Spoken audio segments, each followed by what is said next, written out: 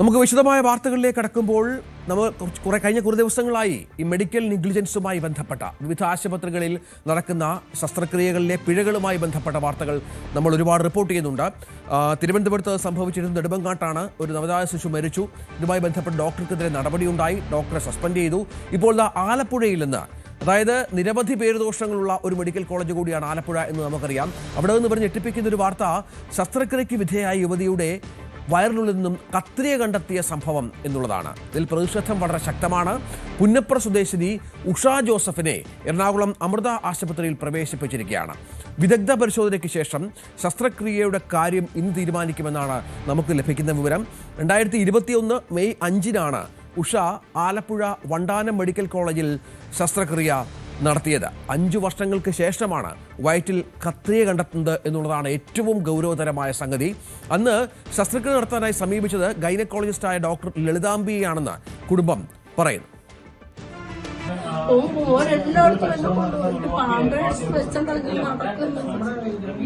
എല്ലാ ഡോക്ടറും പറഞ്ഞു എല്ലാവരും എന്നെ ജോലിക്കൊക്കെ പോകാറുണ്ടായിരുന്നു. അതിനുശേഷം ഞാൻ തൊഴിലുറപ്പിന് പോകുമായിരുന്നു. ഇപ്പൊ ഞാൻ കുറച്ച് ദിവസമായിട്ട് ഈ വേദന ഇങ്ങനെ നിൽക്കുന്നതുകൊണ്ട് ഞാൻ പണിക്ക് പോകത്തില്ല. അങ്ങനെ നാസർ ഡോക്ടറുടെ വീട്ടിൽ ചെന്നപ്പോ ഡോക്ടർ പറഞ്ഞ് എന്റെ അടുത്ത് പറഞ്ഞ് പിന്നെ ഒന്ന് സ്കാൻ ചെയ്യാൻ പറഞ്ഞു. മൂത്തപ്പോ ഞാൻ പറഞ്ഞു എനിക്ക് വേദന സഹിക്കാൻ വയ്യെന്ന് പറഞ്ഞപ്പോ ഡോക്ടർ ഗുളികയൊക്കെ കുറിച്ചുണ്ട്. വേദനയ്ക്ക് ഞാൻ ആ ഗുളികയും കഴിക്കും. പിന്നെ ഞാൻ എക്സ്റേ എടുക്കാൻ ഞാൻ സ്കാൻ ചെയ്യാനായിട്ട് ചെന്നപ്പോ സ്കാൻ ചെയ്ത റിസൾട്ട് കിട്ടിയത് മൂത്രത്തിൽ കല്ലാണ്, മൂത്രസഞ്ചി കല്ലെന്നാ പറഞ്ഞത്. കഴിഞ്ഞ ബുധനാഴ്ചയാണ് എന്നെ കൊണ്ട് പോകുന്നപ്പോ എക്സ്റേ എടുക്കാൻ ചൊവ്വാഴ്ച ചെന്ന് എക്സ്റേ എടുത്തപ്പോ ഭക്ഷണം കഴിച്ചിരുന്നോണ്ട് എടുക്കാൻ പറ്റത്തില്ലെന്ന് പറഞ്ഞു. കഴിഞ്ഞ 5 വർഷമായി കത്രികയുമായി ജീവിക്കുന്ന ഒരു സ്ത്രീയാണ് നമ്മൾ കണ്ടത്. അവർ തൊഴിലുറപ്പ് തൊഴിലാളിയാണ്. ഈ കത്രികയൊക്കെ വയറ്റിൽ വെച്ചാണ് ഇത്രയും ദിവസം ജോലിക്കൊക്കെ പോയത് എന്നുകൂടി ഓർക്കണം. ശാരീരികമായ അസ്വസ്ഥതകൾ വന്നപ്പോൾ വിവിധ ആശുപത്രികളെ സമീപിച്ചു. തുടർന്ന് നടത്തിയ എക്സ്റേയിലാണ് ഈ വയറ്റിനുള്ളിൽ ഈ കത്രിക, നമുക്ക് ദൃശ്യങ്ങളിൽ വളരെ കൃത്യമായി കാണാം, വയറ്റിനുള്ളിൽ ഈ കത്രിക കണ്ടെത്തുകയും മറ്റും ചെയ്തത്. മെഡിക്കൽ കോളേജിലെ അനാസ്ഥ, ഡോക്ടർക്ക് പറ്റിയ പിഴവ് ആ സ്ത്രീയെ ഇത്രയധികം വേദന സഹിച്ച് ജീവിക്കേണ്ട ഒരവസ്ഥയിലേക്ക് എത്തിച്ചു എന്നുള്ളതാണ്. ശരണ്യ സ്നേഹജൻ ഏറ്റവും പുതിയ വിവരങ്ങളുമായി ചേരും. ശരണ്യ, ഇതിപ്പോൾ അവരുടെ ഒരു വേദന നമുക്ക് നേരിട്ട് കാണാം, അവർ സംസാരിക്കുന്നത്. എത്ര ഗൗരവതരമാണ് സംഗതികൾ? എന്തെങ്കിലും വിശദീകരണം ഈ ആശുപത്രി അധികൃതരുടെ ഭാഗത്തുനിന്നുണ്ടോ? നിലവിൽ ആശുപത്രി അധികൃതരുടെ ഭാഗത്തു നിന്ന് മറ്റു വിശദീകരണങ്ങളൊന്നും ലഭ്യമായിട്ടില്ല. വളരെ ഗുരുതരമായ സംഭവമാണ് രഞ്ജിത്ത് ആലപ്പുഴ മെഡിക്കൽ കോളേജിൽ ഉണ്ടായിരിക്കുന്നത്. കോഴിക്കോട് ഉണ്ടായതിന് സമാനമായ രീതിയിൽ ശസ്ത്രക്രിയക്കിടയിൽ ആണ് ഈ ഉഷ എന്ന പുന്നപ്ര സ്വദേശിനിയുടെ വയറ്റിൽ ഇത്തരത്തിൽ ശസ്ത്രക്രിയയ്ക്ക് ഉപയോഗിക്കുന്ന കത്രിക അകപ്പെട്ടു പോയത് എന്നുള്ളതാണ് കുടുംബം ആരോപിക്കുന്നത്. 5 വർഷങ്ങൾക്ക് മുമ്പാണ് ഗർഭാശയത്തിലെ മുഴ നീക്കം ചെയ്യുന്നതിന് വേണ്ടി ഉഷ ആലപ്പുഴ വണ്ടാനം മെഡിക്കൽ കോളേജ് ആശുപത്രിയെ സമീപിക്കുന്നത്. അന്ന് ചികിത്സ തേടിയത് ഗൈനക്കോളജിസ്റ്റായ ഡോക്ടർ ലളിതാംബികയാണ് കണ്ടത് എന്നുള്ളതാണ് അവർ പറഞ്ഞത്. ശസ്ത്രക്രിയ നടത്തിയിട്ടുള്ളത് ഡോക്ടർ ലളിതാംബികയാണോ എന്നുള്ളത് സ്ഥിരീകരണം വന്നിട്ടില്ല. എന്തായാലും ഈ ചികിത്സക്കായി സമീപിച്ചത് ഡോക്ടർ ലളിതാംബികയാണ് എന്നുള്ള കാര്യം വ്യക്തമാക്കിയിട്ടുണ്ട്. തുടർന്ന് ഇവർ 2021 മെയ് 5-ന് ആലപ്പുഴ വണ്ടാനം മെഡിക്കൽ കോളേജിൽ ഗർഭാശയ മുഴ നീക്കം ചെയ്യുന്നതിന് വേണ്ടിയുള്ള ശസ്ത്രക്രിയയ്ക്ക് വിധേയായി. അതിനുശേഷം ഇവർക്ക് ആരോഗ്യ പ്രശ്നങ്ങൾ ഉണ്ടായിരുന്നു എന്നുള്ളതാണ് ഉഷ വ്യക്തമാക്കുന്നത്. ഇവര് തൊഴിലുറപ്പ് തൊഴിലാളിയാണ്. ഒപ്പം തന്നെ ഇത്തരത്തിൽ ജോലിക്കും മറ്റു കാര്യങ്ങളും ഒക്കെ പോകുന്ന സമയത്ത് ഇടയ്ക്കിടയ്ക്ക് വയറ്റിൽ ശക്തമായ വേദന അനുഭവപ്പെടുന്നുണ്ടായിരുന്നു. അതേ തുടർന്ന് ഇടയ്ക്ക് ആശുപത്രിയിൽ ചികിത്സ തേടുകയും അതിനിടയിൽ തന്നെ മറ്റ് താൽക്കാലിക ആശ്വാസമായുള്ള മരുന്നുകളൊക്കെ കഴിച്ച് തിരികെ വരികയും ചെയ്തു. മാത്രമല്ല അവർ പറഞ്ഞത് അവർക്ക് രക്തസ്രാവം ഉൾപ്പെടെയുള്ള കാര്യങ്ങൾ ഉണ്ടായിക്കൊണ്ടേയിരുന്നു എന്നുള്ളതാണ്. ഒടുവിൽ യൂറോളജിസ്റ്റ് വണ്ടാനം മെഡിക്കൽ കോളേജിൽ തന്നെ ഉണ്ടായത് യൂറോളജിസ്റ്റ് ആയ ഡോക്ടർ നാസറിനെ ഇവർ കാണിച്ച സ്കാനിങ്ങിനകത്ത് ഇവർക്ക് മൂത്രാശയത്തിൽ കല്ലാണ് എന്നുള്ള രീതിയിലാണ് റിപ്പോർട്ട് വന്നത്. പക്ഷെ എക്സ്റേ പരിശോധന കഴിഞ്ഞ ദിവസവും വേദന വളരെ രൂക്ഷമായതിനെ തുടർന്ന് ഇവരെ മകൻ ആശുപത്രി യൂറോളജിസ്റ്റിനെ വീണ്ടും കാണിക്കുകയും തുടർന്ന് എക്സ്റേ എടുക്കുകയും ചെയ്തപ്പോഴാണ് ഞെട്ടിക്കുന്ന സംഭവം പുറത്തു വന്നിരിക്കുന്നത്. ആ എക്സ്റേക്ക് അകത്ത് വളരെ കൃത്യമായി ആ ശസ്ത്രക്രിയക്ക് ഉപയോഗിക്കുന്ന കത്രിക വയറിനുള്ളിൽ ഉള്ളത് കൃത്യമായി കാണാൻ കഴിയുന്നുണ്ട്. ഇതുമായാണ് 5 വർഷക്കാലമായി ഉഷ ഇത്തരത്തിൽ തന്റെ ജീവന് തന്നെ അപകടകാരകമാകുന്ന രീതിയിലുള്ള ഒരു അവസ്ഥയിൽ ജീവിച്ചത് എന്നുള്ളത് ഞെട്ടിക്കുന്ന സംഭവമാണ്. വലിയ പ്രതിഷേധമാണ് വിവിധ കോണുകളിൽ നിന്ന് ഉയരുന്നത്. ഇന്നലെ രാത്രി തന്നെ വിവിധ രാഷ്ട്രീയ പാർട്ടികൾ അടക്കമുള്ള ആളുകൾ അവിടെ ഉഷയുടെ വീട് കേന്ദ്രീകരിക്കുകയും പ്രതിഷേധിക്കുകയും ചെയ്തിട്ടുണ്ടായിരുന്നു. ഇന്ന് ഇപ്പോൾ അതിന്റെ തുടർ പ്രതിഷേധങ്ങളും ഉണ്ടാകുമെന്നുള്ള വിവരമാണ് നമുക്ക് ലഭ്യമാകുന്നത്. ഇത് സംബന്ധിച്ച ഔദ്യോഗികമായ വിശദീകരണം, അതായത് ഇത്തരത്തിൽ കത്രിക ഉണ്ട് എന്നുള്ള വിവരം ഡോക്ടർമാരെ ധരിപ്പിച്ചപ്പോൾ അവർ അത് പുറത്ത് പറയേണ്ടതില്ല എന്നുള്ള രീതിയിൽ ഇവരോട് പറഞ്ഞു എന്നാണ് ഇവർ പറയുന്നത്. ഒപ്പം തന്നെ ഈ തിങ്കളാഴ്ച, അതായത് ഇന്നും ഇന്നലെയും ഒക്കെ പരിശോധനയ്ക്ക് വിധേയമാകാനായി പറഞ്ഞിരുന്നു. തിങ്കളാഴ്ച ശസ്ത്രക്രിയ ചെയ്ത് കത്രിക പുറത്തെടുക്കാം എന്നുള്ള ഉറപ്പാണ് ഉഷയ്ക്ക് നൽകിയിരുന്നത്. പക്ഷെ അവര് പറയുന്നത് വണ്ടാനം മെഡിക്കൽ കോളേജ് ആശുപത്രിയിൽ ഇനി ചികിത്സ തേടാനുള്ള ധൈര്യം അവർക്കില്ല എന്നുള്ളതാണ് അവർ വ്യക്തമാക്കുന്നത്. തുടർന്ന് എറണാകുളത്തെ സ്വകാര്യ ആശുപത്രിയിലേക്ക് ഇവർ ചികിത്സ തേടി പോയിട്ടുണ്ട്. ശസ്ത്രക്രിയ മറ്റ് ടെസ്റ്റുകളും കാര്യങ്ങളും നടക്കുകയാണ്. അതിനുശേഷം ശസ്ത്രക്രിയ ചെയ്ത് ഇത് പുറത്തെടുക്കും എന്നുള്ള വിവരമാണ് നമുക്കിപ്പോൾ കുടുംബത്തിൽ നിന്ന് ലഭ്യമാകുന്നത്. എന്നാലും വളരെ ഗുരുതരമായ ഒരു സംഭവമാണ് ആലപ്പുഴ വണ്ടാനം മെഡിക്കൽ കോളേജ് ആശുപത്രി കേന്ദ്രീകരിച്ച് ഉണ്ടായിരിക്കുന്നത്. ഗർഭാശയ മുഴയ്ക്ക് ശസ്ത്രക്രിയക്ക് വിധേയായ സ്ത്രീയുടെ വയറ്റിലാണ് ഇപ്പോൾ ശസ്ത്രക്രിയക്ക് ഉപയോഗിക്കുന്ന കത്രിക കണ്ടെത്തിയിരിക്കുന്നത്.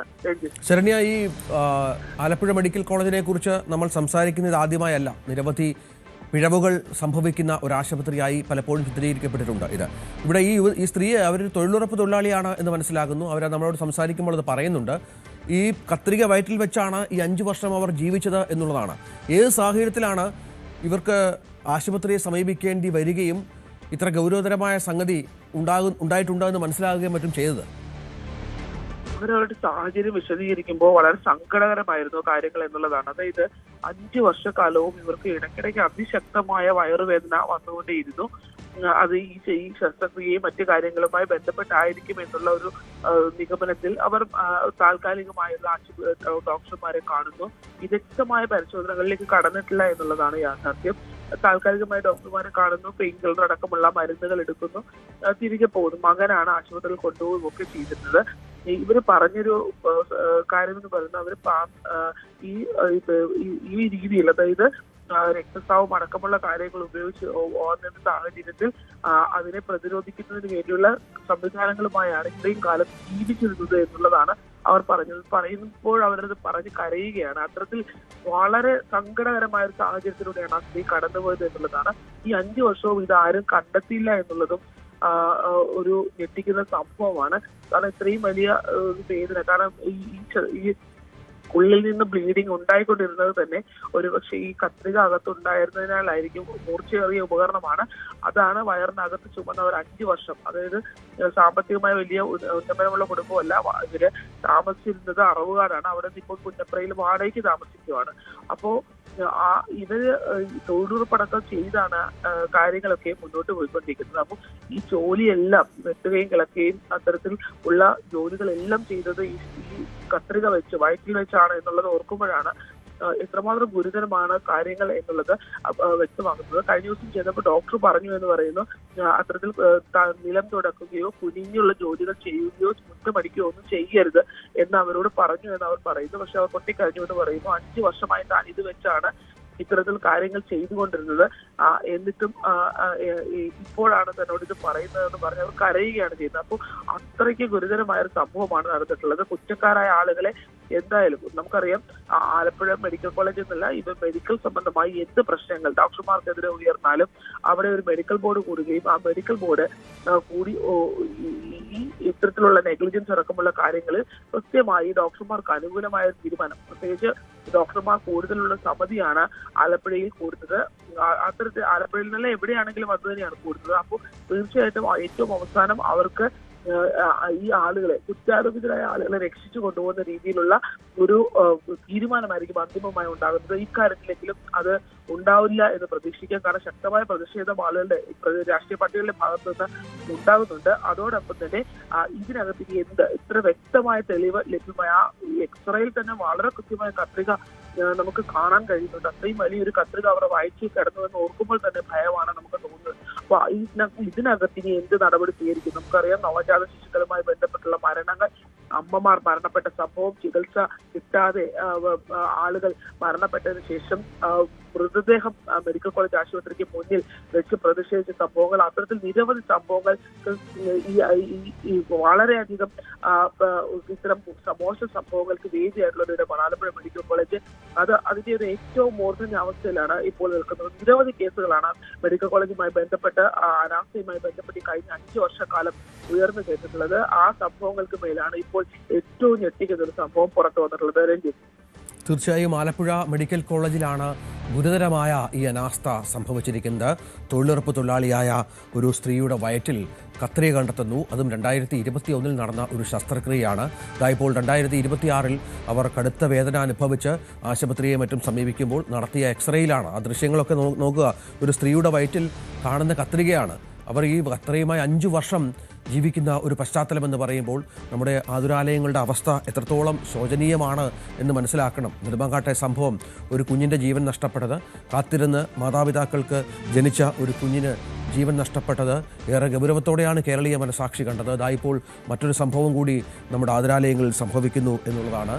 ദൃശ്യങ്ങൾ അത് വ്യക്തമാണ്. നമുക്ക് അവരുടെ വാക്കുകളിലേക്ക്, ആ വീട്ടമ്മയുടെ വാക്കുകളിലേക്ക്, ഏറെ വേദനയോടെ അവർ പറയുന്ന വാക്കുകളിലേക്ക് ഒരിക്കൽ കൂടി പോകാം.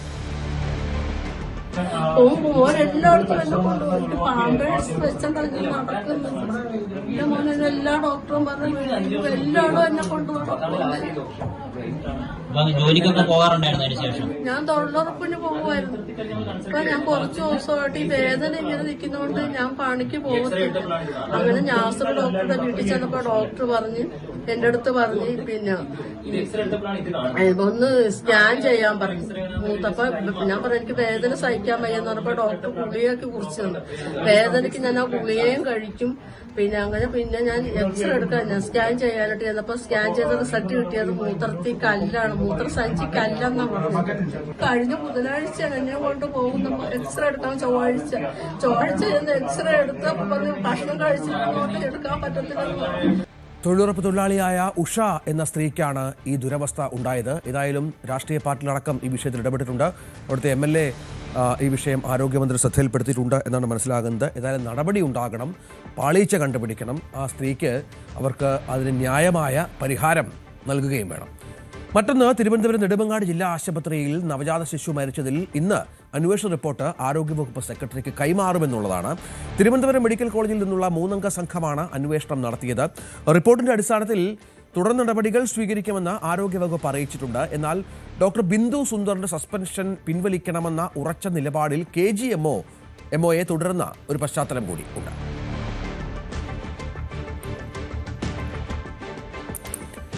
ശബരിമല സ്വർണ്ണക്കൊള്ള കേസിൽ തിരുവിതാംകൂർ ദേവസ്വം ബോർഡ് മുൻ പ്രസിഡന്റ് A. പത്മകുമാറിന്റെ ജാമ്യാപേക്ഷയിൽ ഇന്ന് വിധി. കട്ടിലപ്പാളി കേസിലാണ് കൊല്ലം വിജിലൻസ് കോടതി വിധി പറയുക. 90 ദിവസത്തെ റിമാൻഡ് പൂർത്തിയായതോടെയാണ് പത്മകുമാർ സ്വാഭാവിക ജാമ്യം തേടിയത്. ജാമ്യം ലഭിച്ചാലും പത്മകുമാറിന് പുറത്തിറങ്ങാനാവില്ല. ദ്വാരപാലക കേസിൽ പത്മകുമാർ ജയിലിൽ തുടരും. വിനീഷ് ഉണ്ട്. വിനീഷ്, അതാണ് ഇപ്പോൾ ആദ്യത്തെ കേസിൽ ജാമ്യം ലഭിക്കുക എന്നുള്ളത് നമുക്കറിയാം പത്മകുമാറിനെ സംബന്ധിച്ചിടത്തോളം ഏറെ ആശ്വാസകരമാണ്, സംശയമില്ല. രണ്ടാം കേസിലും ജാമ്യം ലഭിക്കേണ്ടതുണ്ട്. സ്വാഭാവിക ജാമ്യം എന്ന ആനുകൂല്യം, നിയമത്തിന്റെ ആനുകൂല്യം പത്മകുമാറിന് അവിടെ ബാക്കിയുണ്ട് താനും. എന്ത് പ്രതീക്ഷിക്കണം? എന്തൊക്കെ വാദങ്ങളാണ് പത്മകുമാറിന്റെ അഭിഭാഷകൻ കോടതിയെ ധരിപ്പിക്കാൻ ശ്രമിച്ചത്? Good morning. കേസിൽ 90 ദിവസം റിമാൻഡ് പൂർത്തിയായതോടെയാണ് പത്മകുമാർ സ്വാഭാവിക ജാമ്യം തേടിയിരിക്കുന്നത്. കഴിഞ്ഞ ദിവസം ജാമ്യാപേക്ഷ പരിഗണിക്കുകയും വിധി പറയുവാനായി ഇന്നേക്ക് മാറ്റുകയുമായിരുന്നു. ശബരിമല സ്വർണ്ണക്കൊള്ളയുമായി ബന്ധപ്പെട്ട് 2 കേസുകൾ നിലവിലുണ്ടായതിനാൽ കട്ടിലപ്പാളി കേസിൽ ജാമ്യം ലഭിച്ചാലും ദ്വാരപാലക ശില്പ കേസിൽ റിമാൻഡ് തുടരുന്നതിനാൽ പുറത്തിറങ്ങാൻ കഴിയാത്ത സാഹചര്യമുണ്ട്. നമുക്കറിയാം, ഈ കേസിലെ 1-ാം പ്രതിയായ ഉണ്ണികൃഷ്ണൻ പോറ്റിക്കും സമാന സ്ഥിതിയായിരുന്നു. ആദ്യം കട്ടിലപ്പാളി കേസിൽ ജാമ്യം ലഭിച്ചിട്ടും ജയിലിൽ തുടരുകയായിരുന്നു. പിന്നീടാണ് ദ്വാരപാലക ശില്പ കേസിൽ കൂടി ജാമ്യം ലഭിച്ചതോടുകൂടി പുറത്തിറങ്ങിയത്. അതേ സ്ഥിതി തന്നെയാണ് A. പത്മകുമാറിനും നിലവിലുള്ളത്. ശബരിമല സ്വർണ്ണക്കൊള്ള നടക്കുമ്പോൾ ദേവസ്വം ബോർഡ് പ്രസിഡന്റായി ചുമതല വഹിച്ചിരുന്ന ആളാണ് A. പത്മകുമാർ. ക്ഷേത്രത്തിലെ സ്വർണം, അതുപോലെ തന്നെ വിലപ്പെട്ട സ്വത്തുവകകൾ എന്നിവയുടെ എല്ലാം സുരക്ഷയും പരിപാലനവും എല്ലാം മേൽനോട്ടം എല്ലാം വഹിക്കുന്നത് പ്രസിഡന്റ് ഭരണപരമായ പരിധിയിൽ വരുന്നതിനാലാണ് ഈ കേസിൽ പങ്കുണ്ടെന്ന് കാട്ടി SIT അറസ്റ്റ് ചെയ്യുന്നതും നിലവിൽ റിമാൻഡിൽ കഴിയുകയൊക്കെ ചെയ്യുന്നത്. എന്നാൽ ഈ കുറ്റപത്രം സമർപ്പിക്കാത്തതും മറ്റ് പ്രതികൾക്ക് ലഭിച്ച സ്വാഭാവിക ജാമ്യവുമെല്ലാം ചൂണ്ടിക്കാട്ടിയാണ് പത്മകുമാറിന്റെ അഭിഭാഷകൻ ജാമ്യത്തിനായി കോടതിയിൽ വാദിച്ചിരിക്കുന്നത്. സ്വാഭാവികമായ ജാമ്യം ലഭ്യമാകണമെന്ന് തന്നെയാണ് ആവശ്യപ്പെടുന്നത്. അപ്പോ നിലവിൽ സ്വാഭാവിക ജാമ്യം ലഭിച്ചാലും പുറത്തിറങ്ങാൻ വേണ്ടി ദ്വാരപാലക ശില്പ കേസിൽ കൂടി 90 ദിവസമാകുന്ന മുറയ്ക്ക് ജാമ്യത്തിനായുള്ള ശ്രമം തുടരുമെന്നും നമുക്ക് അറിയാൻ സാധിക്കുന്നുണ്ട്. എന്തായാലും സ്വർണ്ണക്കൊള്ള കേസിൽ ഇതുവരെ പുറത്തിറങ്ങിയ 6 പ്രതികളിൽ 4 പേർക്കും സ്വാഭാവിക ജാമ്യം തന്നെയായിരുന്നു ലഭിച്ചത്. ഇതിൽ 2 പേർക്ക് മാത്രമാണ് തെളിവുകളുടെ അഭാവത്തിൽ ജാമ്യം ലഭിച്ചത്. അത് നമുക്കറിയാം, തന്ത്രി ഉൾപ്പെടുന്ന 2 പേര്. ഈ കേസിൽ ജാമ്യത്തിന് ശ്രമിക്കുന്ന മറ്റൊരു പ്രതിയുണ്ട്, മുൻ ബോർഡ് അംഗമായ KP ശങ്കരദാസ് ആണ്. ശങ്കരദാസ് നിരവധി തവണ ജാമ്യത്തിനായി ശ്രമിച്ചിട്ടുണ്ടെങ്കിലും ജാമ്യം ലഭിക്കാത്ത സാഹചര്യമുണ്ട്. ഇപ്പോ അവസാനമായി 2 ജാമ്യ ഹർജികളാണ് വിജിലൻസ് കോടതിയിൽ സമർപ്പിച്ചിരിക്കുന്നത്. അത് ഈ മാസം 23-നാകും രഞ്ജിത്ത് പരിഗണിക്കുക. ഏതായാലും പത്മകുമാറിന് നിർണായകമായ ഒരു ദിവസമാണ്. 2 കേസുകളുണ്ട്. അതിൽ ആദ്യ കേസിൽ ജാമ്യം കിട്ടിയാൽ അത് പത്മകുമാറിനെ സംബന്ധിച്ചിടത്തോളം ഏറെ ആശ്വാസകരമാണ്. 90 ദിവസത്തിന് മുകളിൽ, അതായത് 3 മാസത്തിന് മുകളിലായി ജയിലിൽ കഴിയുന്ന ഒരു മുൻ CPM നേതാവ് കൂടിയാണ് പത്മകുമാർ. ശബരിമല സ്വർണ്ണക്കൊള്ളയുമായി ബന്ധപ്പെട്ട് അറസ്റ്റിലായ നേതാവ്. വളരെ കൃത്യമായി പത്മകുമാറിൻ്റെയും മറ്റും പങ്കാളിത്തം SIT കണ്ടെത്തിയിട്ടുണ്ട്. കോടതിക്കും അതുമായി ബന്ധപ്പെട്ട ബോധ്യമുണ്ട്. നിരവധി പരാമർശങ്ങൾ കോടതി ഇതുമായി ബന്ധപ്പെട്ട് നടത്തിയിട്ടുണ്ട്. ഈ സാഹചര്യത്തിൽ കൂടിയാണ് ഇപ്പോൾ ഇത്തരത്തിൽ ഒരു ജാമ്യവുമായി ബന്ധപ്പെട്ട് പത്മകുമാർ കോടതിയെ സമീപിക്കുന്നത്. SIT കുറ്റപത്രം സമർപ്പിച്ചില്ല എന്ന ആനുകൂല്യമാണ്. നമുക്കറിയാം, തന്ത്രിയുടെയൊക്കെ വിഷയത്തിൽ തന്ത്രി തെറ്റിയിട്ടില്ല എന്ന് വളരെ കൃത്യമായി കോടതി കണ്ടെത്തിയ ഒരു പശ്ചാത്തലം കൂടി ഇതിനോട് ചേർത്ത് വെക്കണം. പക്ഷേ പത്മകുമാർ, മുരാരി ബാബു അടക്കമുള്ള എൻ വാസു അടക്കമുള്ള ആളുകൾക്കൊക്കെ ലഭിച്ചത് ഇത്തരത്തിലുള്ള സ്വാഭാവിക ജാമ്യമാണ് എന്നുള്ളത് കൂടി ഈ കേസുമായി ബന്ധപ്പെട്ട് ഗൗരവതരമായ ഒരു സംഗതിയാണ്. ശബരിമല സ്വർണ്ണക്കൊള്ള കേസിൽ തിരുവിതാംകൂർ ദേവസ്വം ബോർഡ് മുൻ സെക്രട്ടറി S. ജയശ്രീ നൽകിയ മുൻകൂർ ജാമ്യാപേക്ഷ സുപ്രീം കോടതി ഇന്ന് പരിഗണിക്കും. ജസ്റ്റിസ് ദീപാങ്കർ ദത്ത അധ്യക്ഷനായ ബെഞ്ചാണ് ഹർജി പരിഗണിക്കുക. കഴിഞ്ഞ തവണ മുൻകൂർ ജാമ്യാപേക്ഷ പരിഗണിച്ച കോടതി ജയശ്രീയുടെ അറസ്റ്റ് തടഞ്ഞ ഇടക്കാല ഉത്തരവ് നീട്ടി നൽകുകയും അന്വേഷണ സംഘത്തിന് മുൻപിൽ ഹാജരാകാൻ നിർദ്ദേശം നൽകുകയും ചെയ്തിരുന്നു. മറ്റൊരു പ്രധാനപ്പെട്ട വാർത്ത, മുണ്ടക്കൈ ചൂരൽമല ദുരന്തം. അത് നമ്മുടെയൊക്കെ മനസ്സിൽ ഇപ്പോഴും വലിയ വേദനയായി നിൽക്കുന്ന ഒന്നാണ്. അവിടെ ഭവനരഹിതരായ അനവധി ആളുകളുണ്ട്. ഒരു ലിസ്റ്റ് തന്നെ സർക്കാരിൻ്റെ കൈവശമുണ്ട്. ഒരുപാട് സന്നദ്ധ സംഘടനകൾ, രാഷ്ട്രീയ പാർട്ടികളൊക്കെ അവർക്ക് വീട് നിർമ്മിച്ചു നൽകുന്നതിനുള്ള തയ്യാറെടുപ്പുകളിലാണ്. ഇതിനിടയിലാണ് സർക്കാർ നിർമ്മിക്കുന്ന ടൗൺഷിപ്പിലെ വീടുകളുടെ നറുക്കെടുപ്പ് ഇന്ന് നടക്കുന്നു എന്നുള്ള ഒരു പ്രധാനപ്പെട്ട വാർത്ത പുറത്തു വരുന്നത്. പൂർണ്ണമായും വീട് നഷ്ടപ്പെട്ടവരുടെ പട്ടികയിൽ നിന്നാണ് ഗുണഭോക്താക്കളുടെ ക്രമം നിശ്ചയിക്കുക. മേപ്പാടിയിൽ ഇന്ന് രാവിലെയാണ് ഈ നറുക്കെടുപ്പ് നിശ്ചയിച്ചിരിക്കുന്നത്. 178 വീടുകളുടെ താക്കോൽദാനം ഈ മാസം 25-ാം തീയതി മുഖ്യമന്ത്രി നിർവഹിക്കുമെന്ന് കഴിഞ്ഞ ദിവസം സർക്കാർ വ്യക്തമാക്കിയ പശ്ചാത്തലം കൂടിയുണ്ട്. ജയരാജ് ബത്തേരി വിവരങ്ങൾ പങ്കുവെക്കും. ജയരാജ്, ഭൂമി നഷ്ടം അല്ലെങ്കിൽ വീട് നഷ്ടപ്പെട്ട, പൂർണ്ണമായും നഷ്ടപ്പെട്ട ആളുകളുടെ എണ്ണം വളരെ കൃത്യമായി സർക്കാരിൻ്റെ കൈവശമുണ്ട്. നിരവധി നേരത്തെ പറഞ്ഞ പോലെ സന്നദ്ധ സംഘടനകളും രാഷ്ട്രീയ പാർട്ടികളും ഒക്കെ വീടുകൾ വെക്കുന്നുണ്ട്. ഈ 178 വീടുകൾ, അതിന് നറുക്കെടുപ്പ് അല്ലേ, പൂർണ്ണമായും നഷ്ടപ്പെട്ടവരിൽ നിന്ന് 178 പേരെ തിരഞ്ഞെടുക്കുക, അതാണ് ഇന്ന് രാവിലെ നടക്കുന്നത് അല്ലേ? രഞ്ജിത്ത്, മുണ്ടക്കൈ ചൂരൽമല ഉരുൾപൊട്ടലിൽ വീട് നഷ്ടപ്പെട്ടവർക്കായി സർക്കാർ നിർമ്മിക്കുന്ന പുനരധിവാസ ടൗൺഷിപ്പിലെ വീടുകൾ അനുവദിക്കുന്നതിനുള്ള നറുക്കെടുപ്പാണ് ഇന്ന് രാവിലെ നടക്കുക. ഇന്ന് രാവിലെ മേപ്പാടിയിൽ വെച്ച് സർവകക്ഷി യോഗം നടക്കും. അതിനുശേഷമായിരിക്കും നറുക്കെടുപ്പ് നടക്കുക. പൂർത്തിയായ 178 വീടുകൾക്കായുള്ള നറുക്കെടുപ്പാണ് നടക്കുന്നത്. ജില്ലാ ഭരണകൂടത്തിന്റെയും അതുപോലെ തന്നെ റവന്യൂ വകുപ്പിന്റെയും നേതൃത്വത്തിലാണ് ഈ നടപടികൾ പുരോഗമിക്കുന്നത്. പുനരധിവാസ ടൗൺഷിപ്പിൽ ഓരോ കുടുംബത്തിനും ഏത് പ്ലോട്ട് അല്ലെങ്കിൽ ഏത് വീട് ലഭിക്കണമെന്നത് സുതാര്യമായി നിശ്ചയിക്കുക എന്നതാണ് ഇതിന്റെ പ്രധാന ലക്ഷ്യം. ഗുണഭോക്തൃ പട്ടികയിലുള്ളവരുടെ സാന്നിധ്യത്തിൽ വീടുകളുടെ നമ്പറുകൾ നറുക്കെടുത്താണ് ഓരോരുത്തർക്കുമുള്ള സ്ഥലം അനുവദിക്കുക. ഇതിന്റെ പ്രധാനപ്പെട്ട ഒരു കാരണം തർക്കങ്ങൾ ഒഴിവാക്കുക എന്നുള്ളതാണ്. മുഴുവൻ പ്രക്രിയയും ഉദ്യോഗസ്ഥരുടെയും അതുപോലെ തന്നെ ജനപ്രതിനിധികളുടെയും മേൽനോട്ടത്തിലായിരിക്കും നടക്കുക. ഇതിന്റെ വീഡിയോയും റെക്കോർഡ് ചെയ്യുന്നുണ്ട്. തീർത്തും ഭിന്നശേഷിക്കാർ, അതുപോലെ തന്നെ തീർത്തും ഒറ്റപ്പെട്ടവർ, അതുപോലെ വയോധികർ എന്നിവർക്കാണ് ടൗൺഷിപ്പിന്റെ മുൻനിരയിലുള്ളതോ അല്ലെങ്കിൽ സൗകര്യപ്രദമായ വീടുകൾ ലഭിക്കാൻ വേണ്ടത്. അതുകൊണ്ട് തന്നെ ഇത് നറുക്കെടുപ്പിൽ പ്രത്യേക ക്രമീകരണം ഇതിനെ ഏർപ്പെടുത്തിയിട്ടുണ്ടെന്നുമാണ് നമുക്കിപ്പോൾ അറിയാൻ കഴിയുന്നത്. എന്തായാലും നറുക്കെടുപ്പ് പൂർത്തിയാകുന്നതോടെ ഓരോരുത്തർക്കും ലഭിച്ച വീടിന്റെ അലോട്ട്മെന്റ് രേഖകൾ അധികൃതർ കൈമാറും. തുടർന്ന് നിശ്ചിത സമയത്തിനകം കുടുംബങ്ങൾക്ക് പുതിയ വീടുകളിലേക്ക് താമസം മാറാനും സാധിക്കും. എന്തായാലും നറുക്കെടുപ്പ് പൂർത്തിയാകുന്നതോടെ മുണ്ടക്കൈ അതുപോലെ തന്നെ ചൂരൽമല നിവാസികളുടെ പുനരധിവാസ പ്രക്രിയയിലെ ഏറ്റവും ഒരു പ്രധാനപ്പെട്ട ഘട്ടം കൂടിയാണ് ഇന്ന് പൂർത്തിയാവുക. രഞ്ജിത്ത്, ഏതായാലും മുണ്ടക്കൈ ചൂരൽമല നിവാസികൾക്ക് ആശ്വാസകരമാണ്. ദുരന്തം നടന്നിട്ട് വർഷങ്ങൾ കഴിയുന്നു. അവരുടെ ഒരു സ്വന്തമായി പാർപ്പിടം എന്നുള്ള അവരുടെ വലിയൊരു സ്വപ്നത്തിലേക്ക് കാര്യങ്ങൾ എത്തുന്നു. സർക്കാർ അതിന് മുൻകൈയെടുക്കുന്നു എന്നുള്ളത് ഏറെ ശ്ലാഘനീയമാണ്. 172 വീടുകളുടെ താക്കോൽ ദാനം അത് 25-ാം തീയതി മുഖ്യമന്ത്രി നിർവഹിക്കും. അത് അർഹതയുള്ളവരെ ഇന്ന് തെരഞ്ഞെടുക്കും എന്നാണ് ജയരാജ് റിപ്പോർട്ട് ചെയ്യുന്നത്. കേരളത്തിന്റെ മനസ്സിലെ എക്കാലത്തെയും നോവായ മുണ്ടക്കൈ ചുരൽമല ഉരുൾപൊട്ടൽ ദുരന്തത്തിൽ ബാക്കിയായവർക്കായുള്ള ടൗൺഷിപ്പിന്റെ ആദ്യഘട്ട താക്കോൽ ദാനമാണ് നടക്കുന്നത്. 178 കുടുംബങ്ങൾക്കാണ് വീടുകൾ. അത് മുഖ്യമന്ത്രി പിണറായി വിജയൻ ഉദ്ഘാടനം ചെയ്യും. ദുരന്തം ഉള്ളുലച്ച 1600 പേർക്കാണ് കരളുറപ്പുള്ള കേരളം തണലൊരുക്കുന്നത്. വയനാട്ടിലെ മുണ്ടക്കൈ ചൂരൽമല ദുരന്തബാധിതരുടെ പുനരധിവാസത്തിന് കൽപ്പറ്റ എൽസ്റ്റണിലെ മാതൃകാ ടൗൺഷിപ്പിന്റെ 1ാം ഘട്ട പ്രവർത്തനങ്ങൾ പൂർത്തിയാവുന്നു. മുഖ്യമന്ത്രി പിണറായി വിജയൻ ഫെബ്രുവരി 25 വൈകിട്ട് 4 എൽസ്റ്റൺ എസ്റ്റേറ്റിൽ നടക്കുന്ന പരിപാടിയിൽ ടൗൺഷിപ്പിന്റെ ആദ്യഘട്ട ഉദ്ഘാടനം, ഗുണഭോക്താക്കൾക്ക് പട്ടയ വിതരണം എന്നിവ നിർവഹിക്കും. ജില്ലയിലെ ഭൂപ്രകൃതിക്കും കാലാവസ്ഥയ്ക്കും അനുയോജ്യമായ രീതിയിൽ വിവിധ സർക്കാർ സംവിധാനങ്ങളുടെയും ഏജൻസികളുടെയും തൊഴിലാളികളുടെയും ഏകോപിതമായ പ്രവർത്തനത്തിലൂടെയാണ് ടൗൺഷിപ്പ് യാഥാർത്ഥ്യമാകുന്നത്. എൽസ്റ്റണിൽ 410 വീടുകൾ, അനുബന്ധ സൗകര്യങ്ങൾ തുടങ്ങിയവ വിഭാവനം ചെയ്ത ടൗൺഷിപ്പിൽ 1ാം ഘട്ടത്തിൽ 178 വീടുകളാണ് പൂർത്തിയായത്. ദുരന്തത്തിൽ പൂർണ്ണമായും വീട് നഷ്ടമായ കുടുംബങ്ങൾക്കാണ് ആദ്യഘട്ടത്തിൽ വീടുകൾ നൽകുന്നത്. പ്രകൃതി ദുരന്തങ്ങൾ അതിജീവിക്കാൻ സാധിക്കും വിധം 7 സെന്റ് ഭൂമിയിൽ 1000 സ്ക്വയർ ഫീറ്റിൽ ഒറ്റനിലയിൽ പണിത കെട്ടിടങ്ങൾ ഭാവിയിൽ ഇരുനില നിർമ്മിക്കാനുള്ള അടിത്തറയോടെയാണ് തയ്യാറാക്കിയിരിക്കുന്നത്.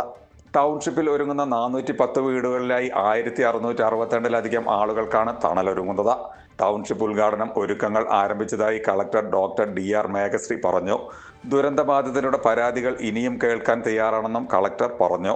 25-ാം തീയതി വൈകിട്ട് 4 മണിക്കാണ് ഉദ്ഘാടനം ബഹുമാനപ്പെട്ട CM ചെയ്യാൻ ഉദ്ദേശിക്കുന്നതും. എല്ലാ മന്ത്രിമണ്ഡലം അവിടെ ഉണ്ടായിരിക്കും. പ്രതിപക്ഷ നേതാവ് ഉൾപ്പെടെ എല്ലാ ഗണ്യമാന്യ വ്യക്തികളും, സ്റ്റേറ്റിൻ്റെ എല്ലാ പ്രമുഖമായിട്ടുള്ള വ്യക്തിത്വങ്ങൾ അവിടെ ഉണ്ടായിരിക്കും. ഒരു മഹത്തായ ഒരു ഘട്ടമാണ്, ഒരു വലിയ ഒരു മൈൽ സ്റ്റോൺ ആണ് നമ്മൾ എല്ലാവരും അച്ചീവ് ചെയ്തിരിക്കുന്നതും. അതിജീവിതർക്ക് സുരക്ഷിത ഇടം വാസയോഗ്യമാക്കുക എന്ന ലക്ഷ്യത്തോടെയായിരുന്നു ഭൂമി ഏറ്റെടുക്കൽ. 2025 മാർച്ച് 27 മുഖ്യമന്ത്രി പിണറായി വിജയൻ ടൗൺഷിപ്പിന് തറക്കല്ലിട്ടു. എല്ലാം നഷ്ടമായ ഒരു കൂട്ടം ജനതയുടെ സ്വപ്നമാണ് എൽസ്റ്റണിലെ പുനരധിവാസ ടൗൺഷിപ്പ്. ടൗൺഷിപ്പിന്റെ ശേഷിച്ച നിർമ്മാണ പ്രവർത്തനങ്ങൾ അതിവേഗം പുരോഗമിക്കുകയാണ്. ജയരാജ് ബത്തേരി, ന്യൂസ് 18 വയനാട്. സംസ്ഥാന മന്ത്രിസഭയുടെ പ്രത്യേക യോഗം ഇന്ന് ചേരുകയാണ്. ശമ്പള പരിഷ്കരണ കമ്മീഷൻ അധ്യക്ഷനെയും അംഗങ്ങളെയും തീരുമാനിക്കാൻ സാധ്യതയുണ്ട് എന്നാണ് വിവരം പുറത്തുവരുന്നത്. കഴിഞ്ഞ ബജറ്റിലാണ് 12ാം ശമ്പള പരിഷ്കരണ കമ്മീഷൻ പ്രഖ്യാപിച്ചത്. ഈ മാസം അവസാനം നിയമസഭാ തെരഞ്ഞെടുപ്പ് പ്രഖ്യാപനം ഉണ്ടാകുമെന്നാണ് സൂചന. അതിനാൽ കൂടുതൽ മന്ത്രിസഭാ യോഗങ്ങൾ വരും ദിവസങ്ങളിൽ ചേർന്ന് പരമാവധി ജനകീയ തീരുമാനങ്ങൾ എടുക്കാനാണ് സർക്കാരിൻ്റെ നീക്കം. നിയമസഭാ തെരഞ്ഞെടുപ്പ് സ്ഥാനാർത്ഥി നിർണയം സംബന്ധിച്ച പ്രാഥമിക ചർച്ചകൾക്കായി CPI സംസ്ഥാന നേതൃയോഗങ്ങൾ ഇന്ന് ചേരും. രാവിലെ സംസ്ഥാന സെക്രട്ടേറിയറ്റും ഉച്ചയ്ക്ക് ശേഷം സംസ്ഥാന എക്സിക്യൂട്ടീവുമാണ് ചേരുന്നത്. തെരഞ്ഞെടുപ്പിൽ മത്സരിക്കുന്നതിനുള്ള 3 ടേം നിബന്ധനയിൽ ഇളവ് നൽകണമോ എന്നതിൽ തീരുമാനമുണ്ടാകും. Chirayinkeezhu MLA V Sasi, Punalur MLA PS Subal, deputy speaker Chittayam Gopakumar, Vakkam MLA CK Asha, Chathannoor MLA ES Jayalal, Kanhangad MLA E Chandrasekharan, Nadapuram MLA EK Vijayan എന്നിവരാണ് 3 ടേം പൂർത്തിയാക്കിയവരുടെ കൂട്ടത്തിൽ ഉള്ളത്. കേരളത്തിൽ തീവ്ര വോട്ടർ പട്ടിക പരിഷ്കരണത്തിന്റെ ഭാഗമായുള്ള അന്തിമ വോട്ടർ പട്ടിക നാളെ പ്രസിദ്ധീകരിക്കും. കരട് പട്ടികയിൽ നിന്ന് പുറത്തായ 24.08 ലക്ഷം പേരിൽ 14 ലക്ഷത്തോളം പേർ അന്തിമ പട്ടികയിൽ ഉൾപ്പെടാൻ സാധ്യതയുണ്ട്. 15 ലക്ഷത്തോളം പേർ പുതുതായി പേര് ചേർക്കാൻ അപേക്ഷ നൽകിയിരുന്നു. പട്ടിക പ്രസിദ്ധീകരിക്കുന്നതിന് മുൻപ് ഇന്ന് രാഷ്ട്രീയ പാർട്ടികളുടെ യോഗവും സംസ്ഥാന തെരഞ്ഞെടുപ്പ് കമ്മീഷൻ വിളിച്ചിട്ടുണ്ട്. അന്തിമ വോട്ടർ പട്ടിക പ്രസിദ്ധീകരിച്ച ശേഷവും പേര് ചേർക്കാൻ അവസരമുണ്ടാകും. നാമനിർദ്ദേശ പത്രിക സമർപ്പിക്കുന്നതിനുള്ള അവസാന ദിവസം വരെ പട്ടികയിൽ പേര് ചേർക്കാം.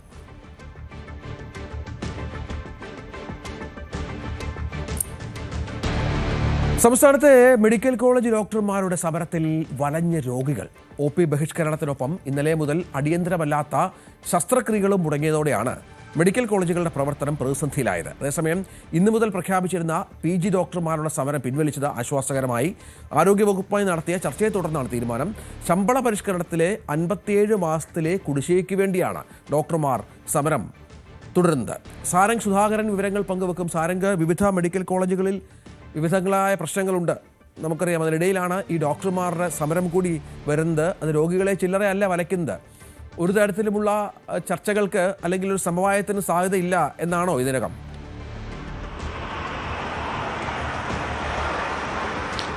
രഞ്ജിത്ത്, ഈ ഒരു ഡോക്ടർമാരുമായി പലതവണ ആരോഗ്യമന്ത്രി അടക്കം ചർച്ചകൾ നടത്തിയെങ്കിലും സമവായത്തിലേക്ക് എത്തിയില്ല. അവർ മുന്നോട്ട് വെക്കുന്ന ആവശ്യങ്ങൾ എല്ലാം അംഗീകരിക്കാതെ സമരം പിൻവലിക്കില്ല എന്ന് തന്നെയാണ് ഡോക്ടർമാരുടെ സംഘടന പ്രഖ്യാപിച്ചിരിക്കുന്നത്. അത് പല ഘട്ടങ്ങളിലായിട്ടായിരുന്നു. ആദ്യം OP ബഹിഷ്കരണം, പിന്നീട് പല ഘട്ടങ്ങളിലായിട്ടായി മറ്റും, അതായത് റിലേ സമരം എന്ന രീതിയിലായിരുന്നു ഇപ്പോൾ സമരം എത്തിയത്. അതിൻ്റെ അവസാന ഘട്ടത്തിലാണ് ഇപ്പോൾ അടിയന്തരമല്ലാത്ത ശസ്ത്രക്രിയകൾ മുടങ്ങുന്നത്. നമുക്കറിയാം, മെഡിക്കൽ കോളേജുകളിൽ ശസ്ത്രക്രിയകൾക്ക് ഡേറ്റ് ലഭിക്കുക എന്ന് പറയുന്നത് തന്നെ വലിയ ബുദ്ധിമുട്ടാണ്. അത്തരത്തിൽ ഡേറ്റ് ലഭിച്ച നിരവധി രോഗികൾ ഇപ്പോൾ സംസ്ഥാനത്തുടനീളം ഈ ഡോക്ടർമാരുടെ സമരം പ്രഖ്യാപിച്ചതുകൊണ്ട് പ്രതിസന്ധിയിലായിട്ടുണ്ട്.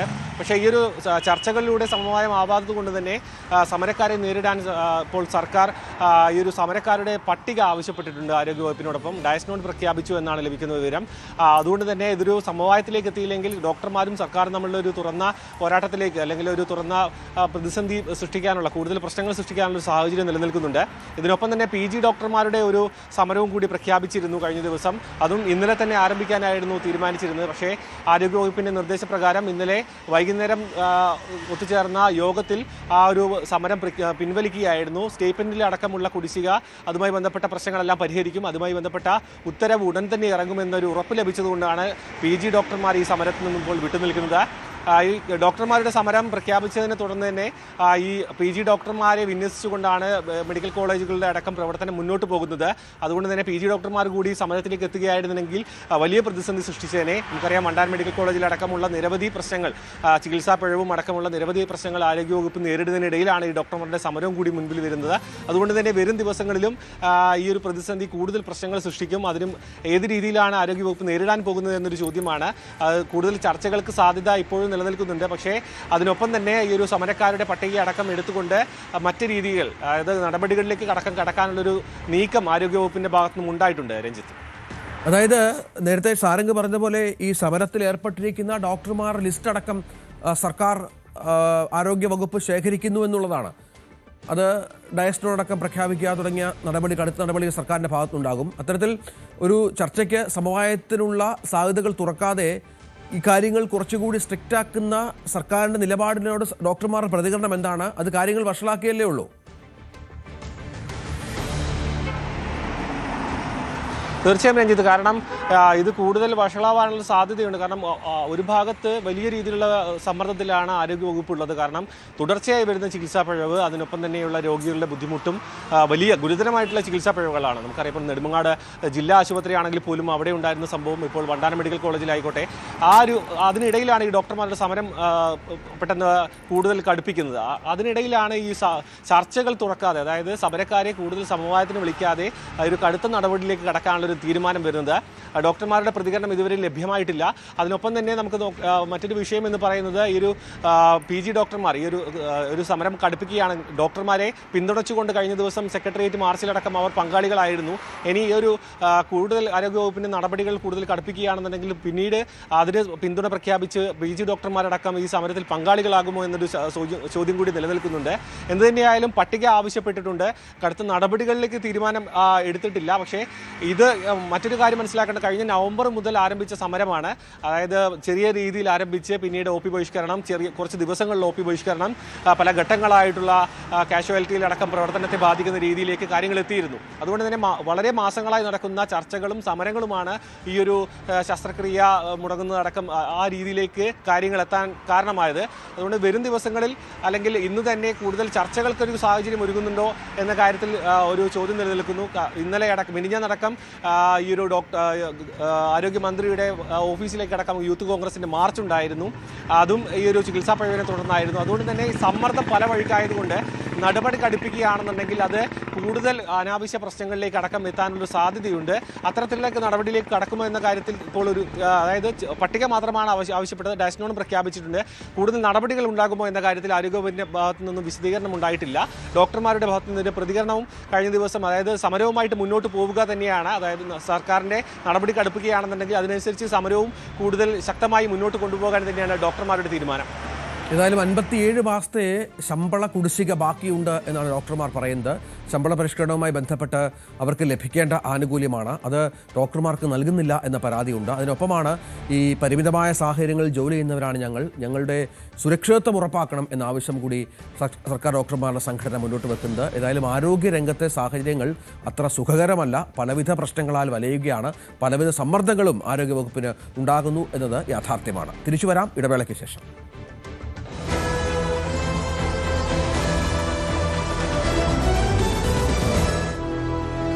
ലോകം സാമ്പത്തിക മാന്ദ്യത്തിന്റെ നിഴലിലായിരുന്നപ്പോഴും ആഗോള രാഷ്ട്രീയ അസ്ഥിരതകൾ വിപണികളെ ഉലച്ചപ്പോഴും കഴിഞ്ഞ 4 വർഷമായി ലോകത്തിലെ ഏറ്റവും വേഗത്തിൽ വളരുന്ന സമ്പദ് വ്യവസ്ഥ എന്ന പദവി ഇന്ത്യ കാത്തുസൂക്ഷിക്കുകയാണ്. ലോകത്തിന്റെ സാമ്പത്തിക എഞ്ചിനായി ഇന്ത്യ മാറിക്കൊണ്ടിരിക്കുന്ന കാഴ്ചയാണ് 2005-ലും നാം കണ്ടത്. ആഗോളതലത്തിൽ പല വികസിത രാജ്യങ്ങളും സാമ്പത്തിക മാന്ദ്യത്തെയും ഭൗമ രാഷ്ട്രീയ തർക്കങ്ങളെയും ഭയപ്പെടുമ്പോൾ ഇന്ത്യ തുടർച്ചയായ 4-ാം വർഷവും ലോകത്തിലെ ഏറ്റവും വേഗത്തിൽ വളരുന്ന പ്രധാന സമ്പദ് വ്യവസ്ഥ എന്ന പദവി നിലനിർത്തുകയാണ്. കേന്ദ്ര ധനമന്ത്രാലയത്തിന്റെ കണക്കുകൾ പ്രകാരം നടപ്പ് സാമ്പത്തിക വർഷത്തിൽ ഇന്ത്യയുടെ യഥാർത്ഥ GDP വളർച്ച 7.4% ഉയരുമെന്നാണ് പ്രതീക്ഷിക്കുന്നത്. അന്താരാഷ്ട്ര നാണയനിധി പോലും ഇന്ത്യയുടെ വളർച്ചാ സാധ്യതകളെ മുൻനിർത്തി തങ്ങളുടെ പ്രവചനങ്ങൾ തിരുത്തി കഴിഞ്ഞു. 2026ഓടെ ജപ്പാനെ മറികടന്ന് ലോകത്തിലെ 4ാമത്തെ വലിയ സാമ്പത്തിക ശക്തിയായി ഇന്ത്യ മാറുമെന്നത് കേവലം ഒരു സ്വപ്നമല്ല, മറിച്ച് അടുത്തു തന്നെ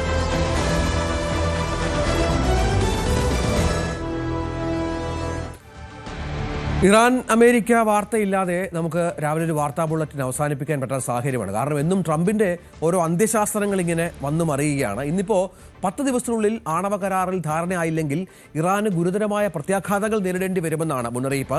പശ്ചിമേഷ്യയിൽ പ്രതീക്ഷിക്കാത്ത കാര്യങ്ങൾ സംഭവിക്കും എന്ന് ബോർഡ് ഓഫ് പീസിന്റെ ആദ്യ യോഗത്തിന് ശേഷം ട്രംപ് ഭീഷണി മുഴക്കുകയാണ്.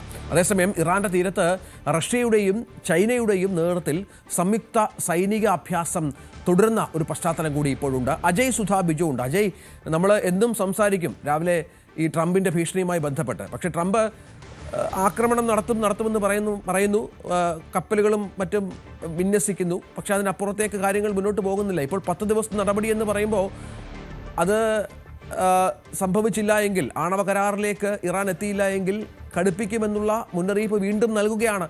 എന്താണ് ട്രംപ് പറഞ്ഞു വെക്കുന്നത്? ട്രംപിൻ്റെ നിരന്തരമുള്ള ഭീഷണികൾ കാണുമ്പോൾ തേങ്ങ ഉടയ്ക്കും എന്ന് പറഞ്ഞിട്ട് തേങ്ങ ഉടയ്ക്കാതിരിക്കുന്ന ഒരു ചിത്രത്തിലെ കഥാപാത്രത്തിനെയാണ് എപ്പോഴും ഓർമ്മ വരുന്നത്. അദ്ദേഹത്തിൻ്റെ പുതിയ ഭീഷണി ഉണ്ടായിരിക്കുന്നത് ബോർഡ് ഓഫ് പീസിൻ്റെ ആദ്യ യോഗത്തിൻ്റെ സമയത്തായിരുന്നു. അദ്ദേഹം പറഞ്ഞത് ഇറാനുമായിട്ട് ഇപ്പോൾ 2ാം ഘട്ടത്തിൽ ജനീവയിൽ വെച്ച് നടന്ന ആണവ ചർച്ചകൾ അത് നന്നായിട്ട് തന്നെ പുരോഗമിച്ചു. എന്നാൽ അവർ ഉടൻ തന്നെ ഒരു ധാരണയിൽ എത്തിയില്ലെങ്കിൽ അവർക്ക് ഗുരുതരമായിട്ടുള്ള പ്രത്യാഘാതങ്ങൾ നേരിടേണ്ടി വരും എന്നതാണ് ട്രംപിൻ്റെ മുന്നറിയിപ്പ്. ഇതിനായി 10 ദിവസത്തെ ഒരു സമയം കൂടി ട്രംപ് ഇറാന് നൽകുന്നുമുണ്ട്. ഇതിൽ ഒരു US-ൻ്റെ അധികൃതരുടെ ഭാഗത്തു നിന്ന് നോക്കുകയാണെങ്കിൽ തന്നെ ഈ ആണവ കരാറുമായി ബന്ധപ്പെട്ട് പലതരം അഭിപ്രായങ്ങളാണെന്ന് നമുക്ക് കാണാൻ സാധിക്കും. ഇപ്പോൾ US-ൻ്റെ ഇപ്പോൾ വൈറ്റ് ഹൗസിൻ്റെ പ്രസ് സെക്രട്ടറി ആയിട്ടുള്ള കരോലിൻ ലെവിറ്റ് അവർ കഴിഞ്ഞ ദിവസം പ്രതികരിച്ചത് ഇറാനുമായിട്ട് സംസാരിച്ചപ്പോൾ പല വിഷയങ്ങളിലും ഒന്നിച്ചൊരു സമവായത്തിലെത്താൻ സാധിക്കാത്ത വിധം 2 ഗ്രൂപ്പുകളും അകന്നാണ് നിൽക്കുന്നത് എന്നാണ് അവർ പറഞ്ഞത്. എന്നാൽ ഇപ്പോൾ ഈ വൈസ് പ്രസിഡന്റിന്റെ ഭാഗത്തു നിന്നാണെങ്കിലും ചർച്ചയിൽ പങ്കെടുത്ത ഈ US-ൻ്റെ പ്രതിനിധികളായിട്ടുള്ള ജാരഡ് കുഷ്ണറും അതുപോലെ തന്നെ സ്റ്റീവ് വിറ്റ്കോഫ് ഇവർ രണ്ടുപേരും പറഞ്ഞതൊക്കെ കുറച്ചുകൂടി നല്ല രീതിയിൽ ഈ ചർച്ചകൾ പോയി എന്നാണ്. അപ്പോൾ ഇത്തരത്തിൽ 2 തരത്തിലുള്ള അഭിപ്രായങ്ങളും ഈ ചർച്ചയെ സംബന്ധിച്ച് നിലനിൽക്കുന്നുണ്ട്. ഇപ്പോൾ ഇറാന്റെ ഭാഗത്തു നിന്ന് ഈ ചർച്ചയെ സംബന്ധിച്ച് വന്നിട്ടുള്ള ഒരു പ്രതികരണം അവരുടെ വിദേശകാര്യമന്ത്രിയായിട്ടുള്ള അബ്ബാസ് അറക്ചിയുടെ ഭാഗത്തു നിന്നാണ്. അദ്ദേഹം പറഞ്ഞത് ആദ്യഘട്ട ചർച്ചയേക്കാൾ കുറച്ചുകൂടി കാര്യങ്ങളിൽ 2 ഗ്രൂപ്പുകളും ധാരണയിലായിട്ടുണ്ട്. എന്നാൽ പല വിഷയങ്ങളിലും ഇപ്പോഴും ഒരു സമവായത്തിലെത്താനുണ്ട്. അതുകൊണ്ട് തന്നെ ഉടൻ ഒരു ആണവ കരാറിൽ ഒപ്പിടാൻ സാധിക്കില്ല എന്നാണ് ഇറാന്റെ ഭാഗത്തു നിന്നുണ്ടായ പ്രതികരണം. എന്തായാലും ഇത്തരത്തിൽ ഒരു 2 അഭിപ്രായങ്ങൾ നിലനിൽക്കുന്ന സാഹചര്യത്തിൽ ട്രംപ് തൻ്റെ ഭീഷണികളുമായി മുന്നോട്ട് പോവുകയാണ്. ഇതിന് മുൻപേയും ട്രംപ് ഇത്തരത്തിൽ ഇറാനെതിരെ ഭീഷണികൾ പല ആവർത്തി മുഴക്കിയിരുന്നു. എന്നാൽ അപ്പോഴൊക്കെ US-ന് വളരെ വലിയൊരു ഒരു ഒരു കുഴപ്പം അവർക്കുണ്ടായിരുന്നതെന്ന് പറഞ്ഞാൽ ഈ മേഖലയിൽ പശ്ചിമേഷ്യയിൽ അവരുടെ ഒരു സൈനിക കേന്ദ്രങ്ങളുടെ ഒരു നിലനിൽപ്പ് തന്നെയായിരുന്നു. 8 പ്രധാന സൈനിക കേന്ദ്രങ്ങളാണ് അവർക്ക് പശ്ചിമേഷ്യയിലുള്ളത്. 40,000 സൈനികരെ ഈ മേഖലയിലൊട്ടാകെ വിന്യസിച്ചിട്ടുമുണ്ട്. അപ്പോൾ അതുകൊണ്ട് തന്നെ ഈ ഒരു ഫെസിലിറ്റി ഉപയോഗിച്ചുകൊണ്ട് US ഇറാനെതിരെ ആ സമയത്ത് ഒരു തിരിച്ചടി നൽകിയിരുന്നെങ്കിൽ US-ന് ശക്തമായിട്ടുള്ള ഒരു പ്രത്യാക്രമണം ഇറാന്റെ ഭാഗത്തു നിന്നുണ്ടായേനെ. എന്നാൽ ഇപ്പോൾ അതല്ല സ്ഥിതി. ഇപ്പോൾ US അവരുടെ എബ്രഹാം ലിങ്കൺ യുദ്ധക്കപ്പൽ ഇപ്പോൾ ഇറാന്റെ തീരത്ത് നിന്ന് 700 കിലോമീറ്റർ മാറി വിന്യസിച്ചിട്ടുണ്ട്. നിരവധി B-2 ബോംബറുകളും അങ്ങോട്ട് അയച്ചിട്ടുണ്ട്. ഇപ്പോൾ അടുത്ത് മറ്റൊരു വലിയ യുദ്ധക്കപ്പലായിട്ടുള്ള ജെറാഡ് ഫോൾഡ് അത് ഉടൻ തന്നെ ഇറാൻ തീരത്തോട് എത്തുമെന്നാണ് അറിയിച്ചിട്ടുള്ളത്. അത് ഈ ആഴ്ച അവസാനം അല്ലെങ്കിൽ അടുത്ത ആഴ്ചയോടെ ഈ ജെറാൾഡ് അത് ഇറാന്റെ തീരത്ത് എത്തുമെന്ന് നമുക്ക് പ്രതീക്ഷിക്കാം. അപ്പോൾ ഇപ്പോൾ US-ന്റെ ഈ മേഖലയിലുള്ള സാന്നിധ്യം എന്ന് പറയുന്നത് അത് വളരെ കൂടുതലാണ്. ഒരു യുദ്ധമുണ്ടായാൽ, അതായത് 2003 ഇറാഖുമായിട്ടുണ്ടായ യുദ്ധത്തിന് ശേഷം ഇത്ര വലിയൊരു സൈനിക സന്നാഹം അത് US പശ്ചിമേഷ്യയിൽ വിന്യസിക്കുന്നത് ഇപ്പോഴാണ്. അത്ര വലിയ രീതിയിലുള്ള ഒരു സന്നാഹങ്ങൾ US ഇതിനോടകം തന്നെ വിന്യസിച്ച് കഴിഞ്ഞു. അപ്പോൾ അതുകൊണ്ട് തന്നെ ഈ വേണമെങ്കിൽ ഇറാന് ഒരു അടി കൊടുക്കാൻ US ഒരുക്കമാണ് എന്നുള്ള മുന്നറിയിപ്പാണ് ഇതുവഴി നൽകുന്നത്. എന്നാൽ വൈറ്റ് ഹൗസിൽ തന്നെ US പ്രസിഡന്റിന് ഇതിൽ നിന്ന് ഒരുപാട് പ്രതിസന്ധികൾ നേരിടുന്നുണ്ട്. കാര്യം പ്രതിപക്ഷമായിട്ടുള്ള ഡെമോക്രാറ്റിക് പാർട്ടി അവർ ശക്തമായി ഇറാനെ ഇപ്പോൾ ആക്രമിക്കുന്നതിൽ നിന്ന് ട്രംപിനെ എതിർക്കുകയാണ്. ഇപ്പോൾ അത് വേണ്ട എന്നുള്ളൊരു നിലപാടാണ് അവർക്കുള്ളത്. അപ്പോൾ ഇതൊരു വോട്ടിങ്ങിൽ തരം ഒരു തീരുമാനം ഒരു വോട്ടിങ്ങിൽ കലാശിക്കുകയാണെങ്കിൽ ചിലപ്പോൾ അത് ട്രംപിനൊരു തിരിച്ചടി വന്നേക്കാം. എന്നാലും അന്തിമ തീരുമാനം അത് ട്രംപിൻ്റെ പക്കൽ തന്നെ ഉള്ളതാണ്. എന്നാൽ US-ന് വലിയൊരു ഭീഷണിയായി മേഖലയിൽ നിലനിൽക്കുന്നത് ഇപ്പോൾ അവിടെ ഒരു ഈ ഇറാനും അതുപോലെ തന്നെ റഷ്യയും ചൈനയുമായി സംയുക്തമായിട്ട് മേഖലയിൽ ഒരു ഹോർമുസ് കടലിടുക്കിൽ സൈനികാഭ്യാസം നടത്തുന്നുണ്ട്. ആദ്യം റഷ്യയാണ് ഇറാനൊപ്പം കൈകോർത്ത് ഇത്തരമൊരു സൈനികാഭ്യാസത്തിൽ മുന്നിട്ട് നിന്നിരുന്നത്. ഇപ്പോൾ ചൈന കൂടി ഈ സംഘത്തിനോടൊപ്പം ചേർന്നിട്ടുണ്ട്. അപ്പോൾ ഇത് മാരിടൈം സെക്യൂരിറ്റി ബെൽറ്റിൻ്റെ ഭാഗമായിട്ടുള്ള ഒരു സൈനികാഭ്യാസം എന്നാണ് ഇതിന് ഇറാൻ നൽകിയിട്ടുള്ള വിശദീകരണം. എന്തായാലും റഷ്യയുടെ ഭാഗത്ത് നിന്ന് കഴിഞ്ഞ ദിവസം ഒരു പ്രതികരണം വന്നിട്ടുള്ളത് അത് തീർച്ചയായിട്ടും US-നെ ആശങ്കപ്പെടുത്തുന്നതാണ്. അതായത് ഇറാനെതിരെ ഒരു ആക്രമണം ഉണ്ടായാൽ അത് ശക്തമായിട്ടുള്ള തിരിച്ചടി അതിന് നൽകും. അത് ഒരിക്കലും ചിന്തിക്കാനാകാത്ത പ്രത്യാഘാതം ഇതിനുണ്ടാകും എന്നതാണ് റഷ്യയുടെ വിദേശകാര്യമന്ത്രി ഇക്കാര്യത്തിൽ വ്യക്തമാക്കിയിരുന്നത്. അപ്പോൾ ചൈന കൂടി ഈ ബെൽറ്റിൽ ചേരുന്നതോടെ ഇറാൻ്റെ ഒരു ശക്തി അത് വലുതാകും. ഇപ്പോൾ കഴിഞ്ഞ ആഴ്ച അന്താരാഷ്ട്ര ആണവോർജ മേധാവിയെ ഇറാൻ കണ്ടിരുന്നു. ഇറാനെ അനുഗമിച്ച് റഷ്യയും ചൈനയും ഇറാനൊപ്പം ഉണ്ടായിരുന്നു. എന്തായാലും ഈ 2 രാജ്യങ്ങൾ, 2 ഭീമൻ രാജ്യങ്ങൾ കൂടി ഇറാന് പിന്തുണയുമായി അവർക്ക് പിന്നിലുണ്ട്.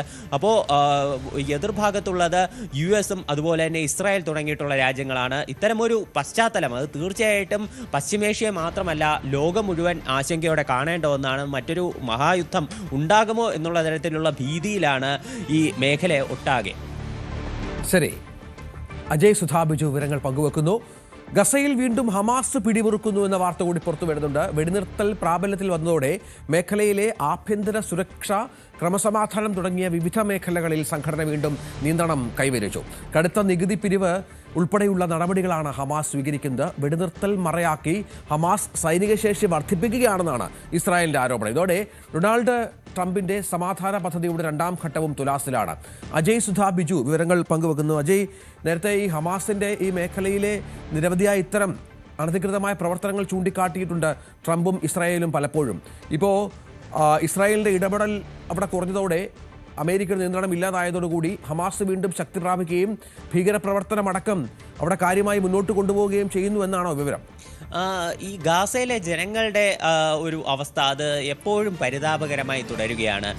ഒരു ഘട്ടത്തിൽ ഇസ്രായേലിൻ്റെ ഭാഗത്തു നിന്നുള്ള ആക്രമണങ്ങൾ, മിസൈൽ വർഷങ്ങൾ, വെടിക്കോപ്പുകൾ കൊണ്ടുള്ള ആക്രമണങ്ങൾ ഇതൊക്കെയായിരുന്നു അവരെ വലച്ചിരുന്നതെങ്കിൽ ഇപ്പോൾ ഹമാസ് പ്രവർത്തകരുടെ ശക്തമായിട്ടുള്ള നികുതി പിരിവും അവരുടെ മർദ്ദനവും അവരുടെ അടിച്ചമർത്തലുമാണ് ഈ ഗാസ സ്വദേശികൾക്ക് സഹിക്കേണ്ടി വരുന്നത്.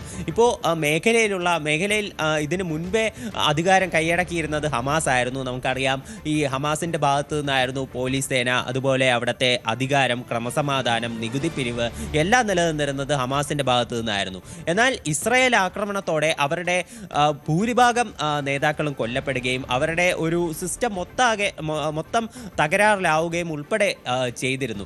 എന്നാൽ ഇപ്പോൾ ഈ വെടിനിർത്തൽ പ്രാബല്യത്തിൽ വന്ന് ഇപ്പോൾ ഏതാനും മാസങ്ങളായി. ഇപ്പോൾ ഈ ഒരു സമയം കൊണ്ട് തന്നെ അവർ നികുതി പിരിവിലൂടെയും അതുപോലെ തന്നെ അവിടെയുള്ള മറ്റ് ചൂഷണങ്ങളിലൂടെയും പരമാവധി പണം സമ്പാദിച്ച് അവരുടെ മാക്സിമം സൈനിക കപ്പാസിറ്റി തിരിച്ചു പിടിക്കാനുള്ള ഒരു ശ്രമത്തിലാണ് ഹമാസ് എന്ന് നമുക്ക് കാണാൻ സാധിക്കും. ഇതിനു മുൻപേ ഈ സമാധാന കരാർ എന്ന് പറയുന്ന ഒരു ഓപ്ഷൻ ഇസ്രായേലും അമേരിക്കയും മുന്നോട്ട് വെച്ചപ്പോൾ ഹമാസിന് അത് അനുകൂലിക്കുകയല്ലാതെ മറ്റൊരു മാർഗവും ഇല്ലായിരുന്നു. ഇതിൻ്റെ ഭാഗമായിട്ടാണ് US മറ്റൊരു പദ്ധതി പ്രദേശത്ത് മുന്നോട്ട് വെച്ചത്. അതായത് ഹമാസിനെ മാറ്റി നിർത്തി പ്രദേശത്ത് ഒരു ഇടക്കാല ഗവൺമെന്റിനെ സ്ഥാപിക്കുക. ഈ ഇടക്കാല ഗവൺമെന്റ് വഴി ഗാസയുടെ ഒരു പുനർനിർമ്മാണം, ജനങ്ങളുടെ ക്ഷേമ പ്രവൃത്തികൾ ഇതെല്ലാം സാധ്യമാക്കുക. ഇതായിരുന്നു US-ന്റെ പ്രധാനപ്പെട്ട ഒരു പദ്ധതി. അത് മാത്രമല്ല, രണ്ടാം ഘട്ട ഒരു സമാധാന പദ്ധതി അനുസരിച്ച് ഹമാസിന്റെ പൂർണ്ണമായിട്ടുള്ള നിരായുധീകരണം കൂടി US-ന്റെ ഈ പ്ലാൻ പ്രകാരം ഉണ്ടായിരുന്നു. എന്നാൽ ഈ രണ്ടാം ഘട്ട പദ്ധതി, ആദ്യഘട്ട ചർച്ചകൾ പൂർണ്ണമായിട്ട് നടപ്പിലാക്കി കഴിഞ്ഞു. രണ്ട് ഭാഗത്തു നിന്നുമുള്ള ഈ ബന്ദികളെ കൈമാറിക്കഴിഞ്ഞു. അപ്പോൾ ഈ ബന്ദി കൈമാറ്റത്തിനും ഈ രണ്ടാം ഘട്ട ചർച്ചകൾ തുടരുന്നതിനുമിടയിൽ ഒരു ടൈം ഗ്യാപ്പ്, തീർച്ചയായിട്ടും കുറച്ച് മാസങ്ങളുടെ വ്യത്യാസമുണ്ട്. അപ്പോൾ ഈ സമയം കൊണ്ടാണ് ഹമാസ് മേഖലയിൽ തങ്ങളുടെ പിടി കൂടുതൽ മുറുക്കിക്കൊണ്ടിരിക്കുന്നത്. അവർ ഈ നികുതി പിരിവിലൂടെ അവരുടെ 90% ഈ നശിച്ചുപോയ കേന്ദ്രങ്ങളും പുനഃസ്ഥാപിക്കാനുള്ള നടപടികൾ തുടങ്ങിക്കഴിഞ്ഞു. സൈനികരെ കൂടുതലായിട്ട് റിക്രൂട്ട് ചെയ്ത് തുടങ്ങുന്നു, ആയുധങ്ങൾ കൂടുതലായി സംഭരിക്കുന്നു. ഇത്തരം കാര്യങ്ങളാണ് ഈ ഗാസയിൽ കാണാനാകുന്നത്. നിരവധി അന്താരാഷ്ട്ര മാധ്യമങ്ങൾ, BBC അടക്കം ഇത് റിപ്പോർട്ട് ചെയ്ത് കഴിഞ്ഞു. ഇസ്രായേലിന്റെ ഭാഗത്തു നിന്ന് ഇതിലൊരു പ്രതികരണം ഉണ്ടാവുന്നു. ഇസ്രായേലി ഡിഫൻസ് ഫോഴ്സിന്റെ ഭാഗത്തു നിന്ന് അവർ പറയുന്നത് ഹമാസിനെ പൂർണ്ണമായിട്ട് നിരായുധീകരിച്ചാൽ മാത്രമേ ഇത്തരം പ്രശ്നങ്ങൾക്ക് ഒരു അറുതി ഉണ്ടാവുകയുള്ളൂ. അതുകൊണ്ട് തന്നെ തുടങ്ങണമെന്നാണ് പങ്കുവച്ചത്. ഔദ്യോഗിക പദവി ദുരുപയോഗം ചെയ്ത സംഭവത്തിൽ അറസ്റ്റിലായ ബ്രിട്ടീഷ് രാജകുടുംബാംഗം ആൻഡ്രൂ മൗണ്ട് ബാറ്റൻ വിൻസറെ വിട്ടയച്ചു. തെയിംസ് റവാലി പോലീസ് ആൻഡ്രൂവിനെ ഒരു പകൽ മുഴുവൻ ചോദ്യം ചെയ്തു. എപ്സ്റ്റീനുമായി ബന്ധപ്പെട്ട വിവാദങ്ങളിൽ ഒരു തെറ്റും ചെയ്തിട്ടില്ലെന്നും ലൈംഗിക കുറ്റവാളിയായുള്ള സൗഹൃദത്തിൽ ഖേദമുണ്ടെന്നും ആൻഡ്രൂ മൊഴി നൽകിയെന്നാണ് റിപ്പോർട്ടുകൾ. ജെഫ്രി എപ്സ്റ്റീനുമായി ബന്ധപ്പെട്ട അമേരിക്കൻ നീതിന്യായ വകുപ്പ് പുറത്തുവിട്ട രേഖകളിൽ യുവതിക്കൊപ്പമുള്ള ചിത്രങ്ങൾ പുറത്തു വന്നിരുന്നു. ബ്രിട്ടീഷ് സർക്കാരുമായി ബന്ധപ്പെട്ട വ്യാപാര റിപ്പോർട്ടുകൾ 2010 ജെഫ്രി എപ്സ്റ്റീന് കൈമാറിയെന്ന വിവരങ്ങൾ പുറത്തു വന്നു.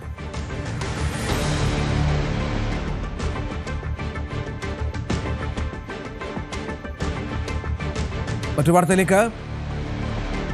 അമ്പൂരി കരിപ്പയാറിന് കുറുകെ നിർമ്മാണം പൂർത്തിയായ കുമ്പച്ചിക്കടവ് പാലം കാണാൻ ജനത്തിരക്കേറുന്നു. അഗസ്ത്യ മലനിരകളുടെ താഴ്വാരത്താണ് അതിമനോഹരമായ കരിപ്പയാർ. 11 ആദിവാസി ഉന്നതികളിലെ 100 കണക്കിന് പേർക്കാണ് പാലം പുറത്തേക്കുള്ള വഴി തുറക്കുന്നത്. ഒരു പാലം ഒരു നാടിന്റെ വികസനത്തിന്, ജനങ്ങളുടെ സ്വപ്നങ്ങൾക്ക് എത്രത്തോളം ശക്തി നൽകും, എത്രത്തോളം ഗതിവേഗം നൽകുന്നു എന്നതിന്റെ ഉദാഹരണമാണ് ഈ കുമ്പിച്ചൽ കടവ് പാലം.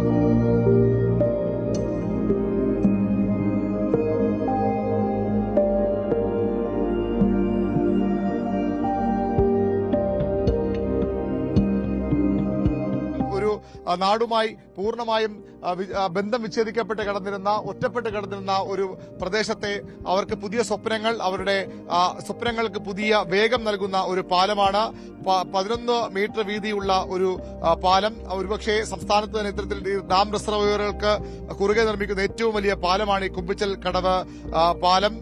നെയ്യാർ ഡാം വന്നതോടുകൂടിയാണ് ഈ പ്രദേശത്തെ നാട്ടുകാർ പൂർണ്ണമായും ഒറ്റപ്പെട്ട ഒരു അവസ്ഥയിലേക്ക് വരുന്നത്. ഏതാണ്ട് 50 വർഷങ്ങൾക്ക് മുമ്പാണ് നെയ്യാറിൽ ഡാം വരുന്നത്. അതോടുകൂടിയാണ് ഈ അമ്പൂരിയിൽ ഒരു വലിയ വിഭാഗം ജനങ്ങൾ, ഒരു വലിയ പ്രദേശത്തെ ജനങ്ങൾ പൂർണ്ണമായും അക്കരയ്ക്ക്, ഒരു വെള്ളം വരുന്ന പ്രദേശത്തിന്റെ അക്കരയ്ക്ക് പൂർണ്ണമായും ഒറ്റപ്പെട്ടു പോകുന്ന ഒരു അവസ്ഥയിലേക്ക് എത്തിയത്. നെയ്യാർ ജലാശയം ജനങ്ങളെ പൂർണ്ണമായും അവരെ ഒറ്റപ്പെടുന്ന അവസ്ഥയിലേക്ക് എത്തിച്ചിരുന്നു.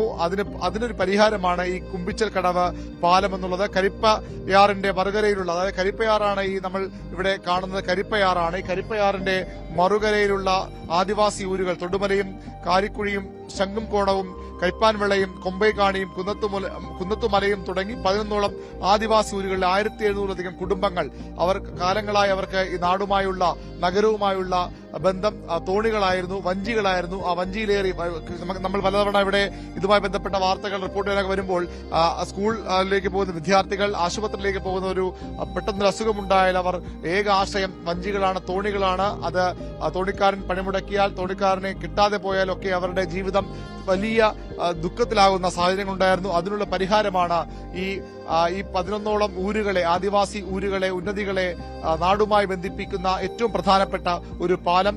അതാണ് ഇപ്പോൾ യാഥാർത്ഥ്യമാകുന്നത്. വലിയ ഒരു ആറിന് കുറുകെയുള്ള ഡാം റിസർവോയർ ആണ് ഇവിടെ. അതിന് കുറുകെയുള്ള ഏറ്റവും വലിയ, സംസ്ഥാനത്തെ ഏറ്റവും വലിയ ഒരു പാലമായി ഇത് മാറുകയാണ്. 36.25 മീറ്റർ വീതം അകലത്തിലുള്ള 7 സ്പാനുകളിലായി 253.4 മീറ്റർ നീളത്തിലാണ് ഈ പാലം ഒരുങ്ങുന്നത്. വളരെ വലിയ സങ്കീർണമായ കടമ്പകൾ കടന്നുള്ള ഒരു പാലം നിർമ്മാണമാണ് ഇവിടെ പൂർത്തിയാകുന്നത്.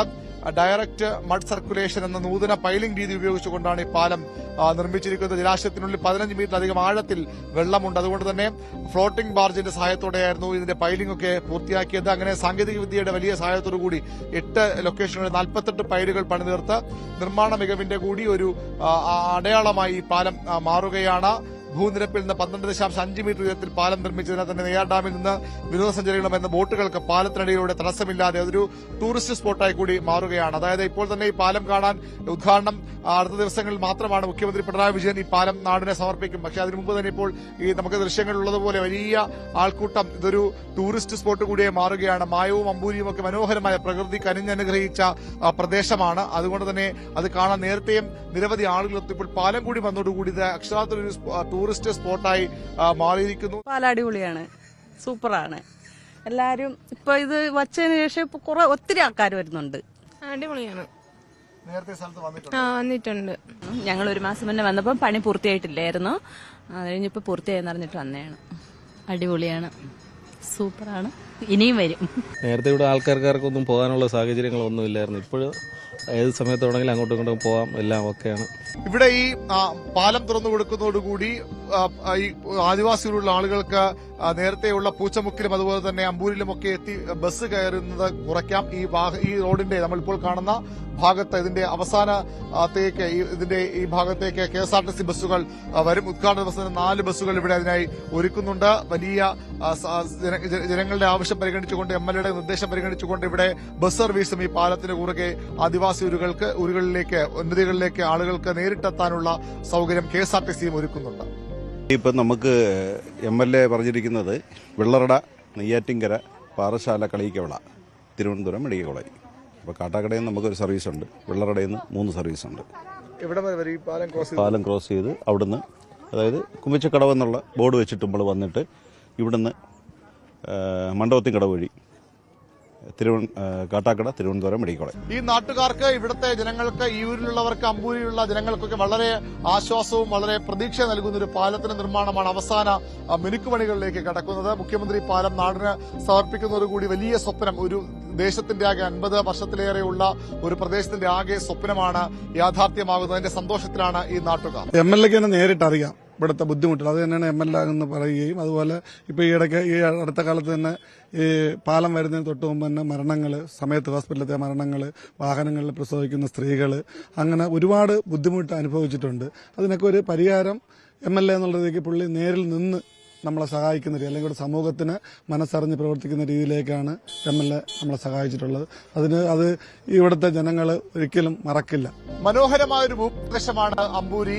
കേരളത്തിന്റെ മലയോര മേഖല ഏറ്റവും മനോഹരമായ സ്ഥലങ്ങളിലൊന്ന്. അതിനൊപ്പം തന്നെയാണ് മായംകടവും ഈ കുമ്പിച്ചൽ കടവും ഒക്കെ. അവിടെ ഇപ്പോൾ ഒരു പാലം കൂടി വരുന്നതോടുകൂടി അതിന്റെ ടൂറിസം സ്വപ്നങ്ങൾക്ക് കൂടി പുതിയ ഗതിവേഗം വരും, പുതിയ ചിറകുകൾ മുളയ്ക്കും. അതിനൊപ്പം ഈ നാട്ടുകാരുടെ, ഈ ഇതിന് അപ്പുറത്തുള്ള അക്കരെയുള്ള ഊരുകളിലെ നൂറുകണക്കിന് ആളുകളുടെ സ്വപ്നങ്ങൾക്ക് കൂടി, അവരുടെ ആശങ്കകൾ കൂടി വിരാമമാവുകയാണ്. സ്വപ്നങ്ങൾ അവർക്ക് പുതിയ അവരുടെ ജീവിതത്തിന് പുതിയ വേഗം നൽകുന്ന ഒരു പാലമാണ് അടുത്ത ദിവസം ഉദ്ഘാടനം ചെയ്യപ്പെടാൻ പോകുന്നത്. കുമ്പിച്ചിൽ കടവ് പാലത്തിൽ നിന്നും അരുൺ പാലോടിനൊപ്പം VV അരുൺ, ന്യൂസ് 18.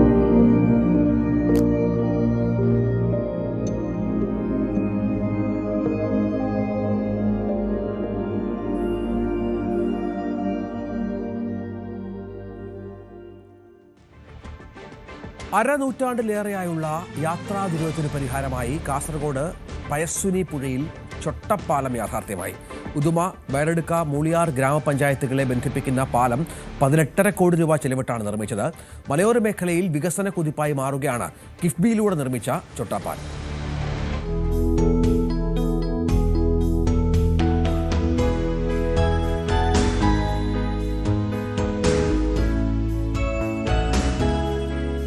പയസ്വിനി പുഴയിൽ ചൊട്ടപ്പാലം യാഥാർത്ഥ്യമായതോടെ അരനൂറ്റാണ്ടിലേറെയായി യാത്രാക്ലേശം അനുഭവിച്ച ഉദുമയിലെ ജനങ്ങൾ ആശ്വാസത്തിലാണ്. 55 വർഷമായി കടത്തുതോണിയിലൂടെ ആളുകളെ മറുകരയിലെത്തിച്ച പ്രദേശത്താണ് വികസന കുതിപ്പിനായി പാലനിർമ്മാണം പൂർത്തീകരിച്ചത്.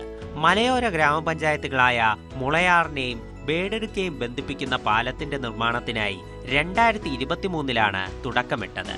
138 മീറ്റർ നീളത്തിലും ഫുട്പാത്ത് ഉൾപ്പെടെ 12 മീറ്റർ വീതിയിലുമാണ് ചൊട്ടപ്പാലം നിർമ്മിച്ചിരിക്കുന്നത്. പാലത്തോട് ചേർന്ന് മുളിയാർ ഭാഗത്തേക്ക് 800 മീറ്ററിലും ബേഡെടുക്ക പ്രദേശത്തേക്ക് 1 കിലോമീറ്റർ ദൂരത്തിലും അപ്രോച്ച് റോഡ് നിർമ്മിച്ചു.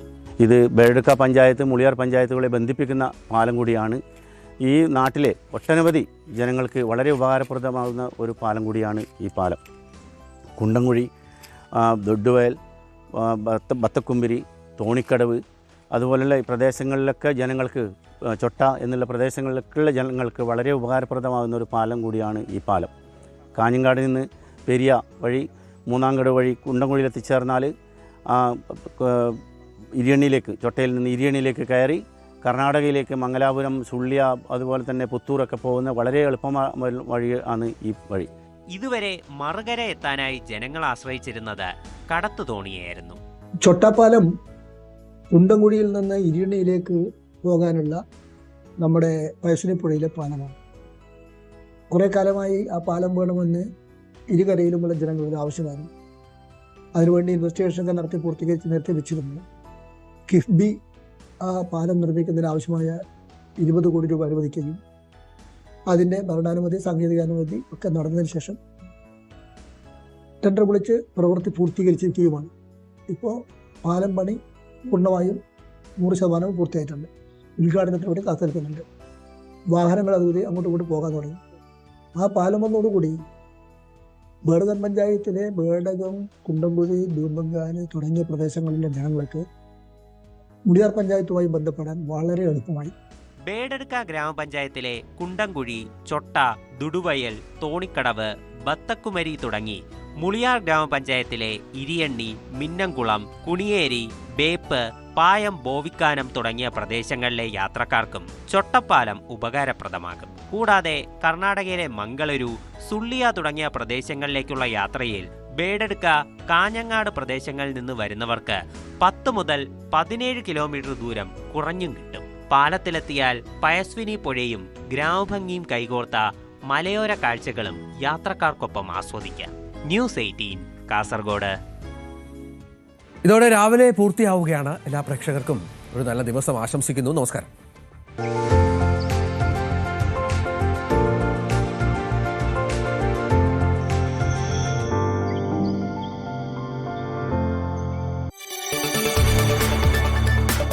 കൂടുതൽ വാർത്തകൾക്ക് news 18 Keralam YouTube channel subscribe ചെയ്യുക.